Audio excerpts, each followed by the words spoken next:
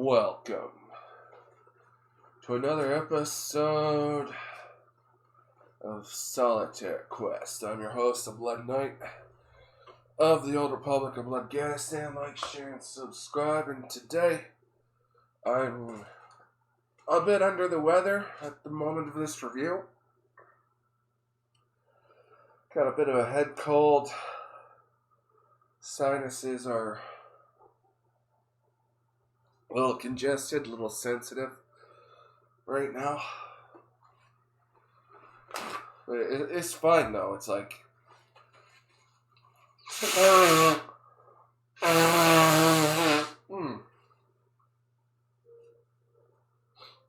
overall, it's like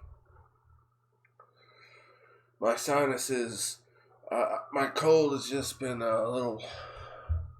I take vitamins on the regular, and it's like my cold. I can barely feel it.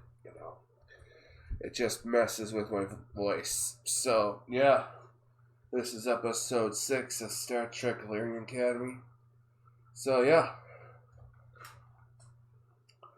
we got episode 6. The episode starts with Caleb and the Betazoid chick. They're already hooking up.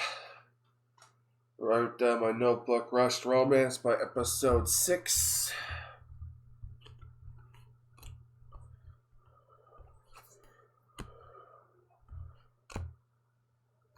Rushed episode. She talks about Deltans and whatnot. And yeah, we got background millennium music for the score, which sounds fucking horrible. They do the mind speak, and they're in a mental safe space. It's filled with a whole bunch of flowers and whatnot. And they see into Caleb's head, and she presses a teddy bear, and that triggers a memory for him. So he gets triggered. And yeah, Caleb proceeds to fumble her because he's not used to having the psionic. He's not used to having a psionic girlfriend, I guess. So yeah, they go to a starship. So the ship goes to a Star Trek graveyard for a training exercise. I wrote down my notebook. Why not just use a holodeck?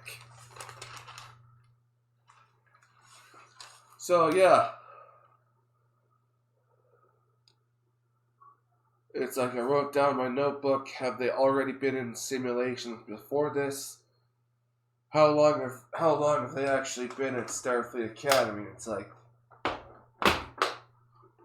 did they actually receive any pre-training for this on simulators? And yeah, the ship is named the USS Miyazaki. Because yeah, we're referencing We're referencing the guy from Studio Ghibli. We're referencing him now, and it's a ship that has a prototype for a Federation singularity drive that apparently suffered cascade failures, whatever the hell that means. And yeah, they never decided so it was never retrieved, and the Federation decided not to develop free power. Because, yeah, the Romulans, by the 24th century, they had already perfected a singularity drive. This should be old technology by now. It's like, if they wanted to build a singularity drive, what they should have just done is, like, crack open a Romulan D'Deridex Warbird and then just study it. But no. So, yeah. Wrote down my notebook. Yeah, this is old technology, as the Romulans used the technology in the 24th century. So, I wrote down my notebook. So, the Romulans never helped the Federation develop the technology. Wrote down my notebook. Why not use programmable matter to repair the ship? And then work on finishing the singularity drive for the rest of Starfleet, so the ships are not dependent on dilithium because the burn happened and all the dilithium, well, it all exploded and shit like that.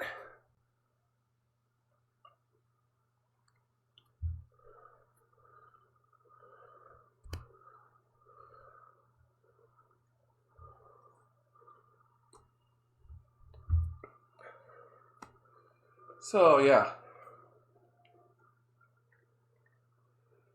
So yeah, their goal is to reactivate the life support in the main computer. And in 5 years, no team has got past the 60%.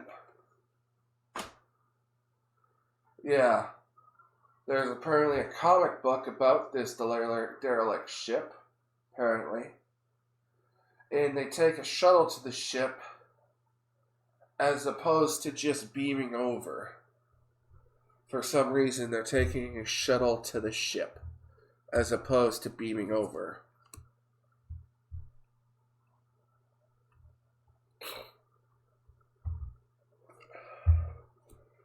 So, yeah.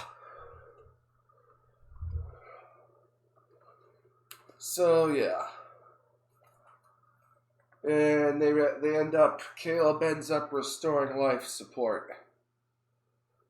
And then all of a sudden, 30 ships appear with no warning, according to their sensors. We have the Furies, which are alien-human hybrids, and they're basically the Reavers from Firefly. And yeah, so their plan, in order to stop the Reavers.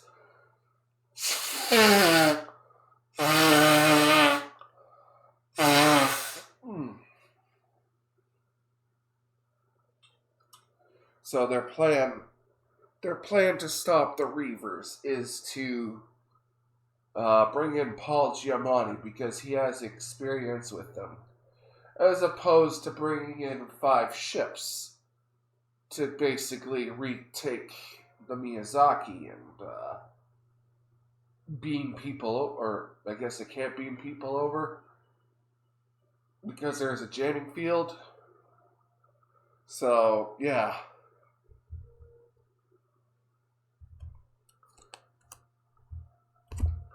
So, yeah.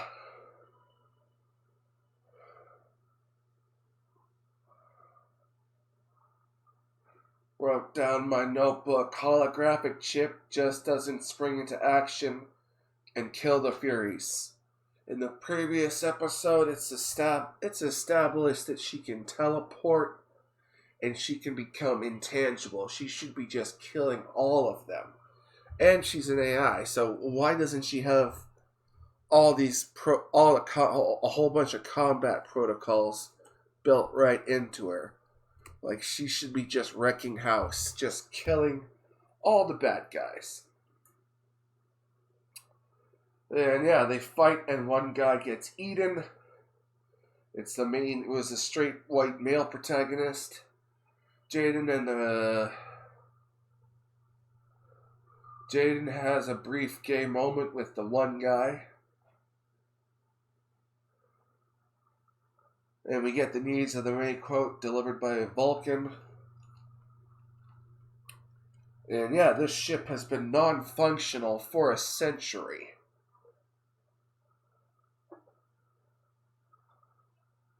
So, not only... It's like this ship is basically this derelict ship. It's intact enough that they can go to the bridge and whatnot. And it's derelict. It's what I don't. It's like they could just this ship should presumably still have programmable matter.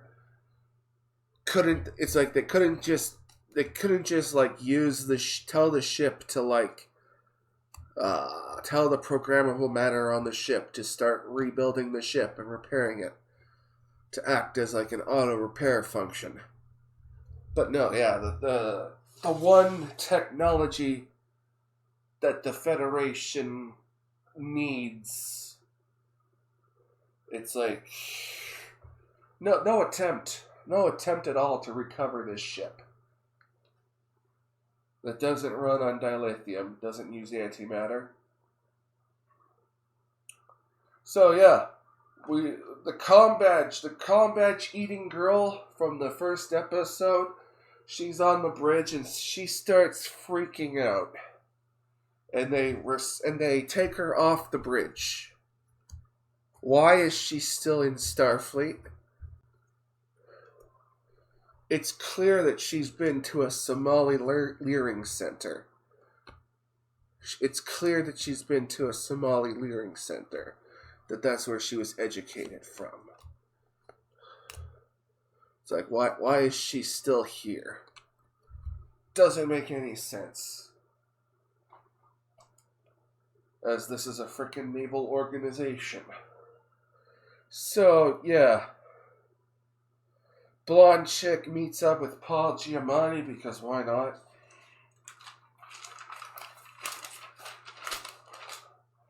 Dude makes reference to the sound of music in the 31st century. Okay, it's like, okay.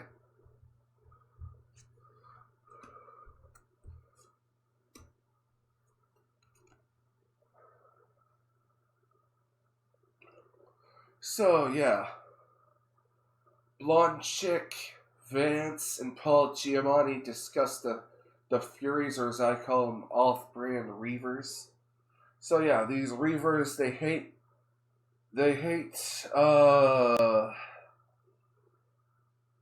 they're always in pain in the 31st century. They hate being themselves, and they are always in pain in the 31st century. Well, why not?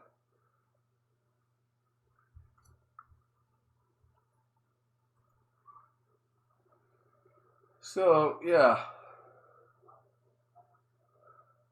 Paul Giamatti was apparently taught to control the traffic. He wants the flow of dilithium to stop to a planet.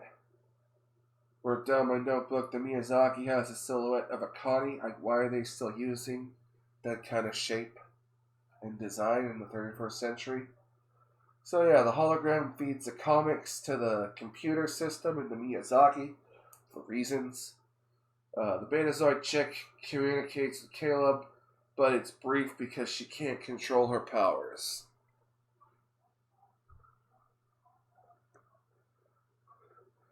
So, yeah. Wrote down my notebook, this Betazoid chick is a strong psyker. So, yeah, the Furies take a long time to cut a very small hole into the door. And they use the comic book to convince the computer that the cadets are the crew for some reason. So yeah, the blonde chick agrees to all of Paul Giamatti's demands. Apparently sonic weapons are the key to defeating them. Or I guess it's like just use normal phasers, I guess, to just harm them. So yeah, the Betazoid chick communicates to Caleb in slow motion.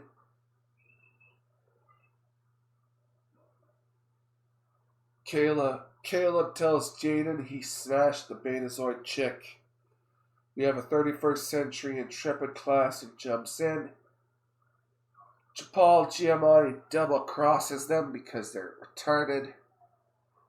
So, yeah, they briefly reactivate the singularity drive. The Betazoid chick is having a seizure after she pulls out her inhibitor. She uses Caleb as a conduit for her psionic blast to blast the Furies. Admiral Vance tells the blonde chick that Paul Giamatti is going to be the most wanted man of all time. So yeah, the Vulcan guy, there was a Vulcan guy. He was part He was a part of the war college, I guess, and he died. Don't really know his name. He was the red shirt of this episode. And yeah. But no, so yeah, according to this show, yeah, they make no it's like they know the Federation knows that the Romulans they have this singularity drive they've had for centuries. Why doesn't the Federation I don't know. Why did the Federation take so long to build out the technology? Not really explained in this episode. So, and they make no attempts to further retrieve the vessel, one with the working singularity drive.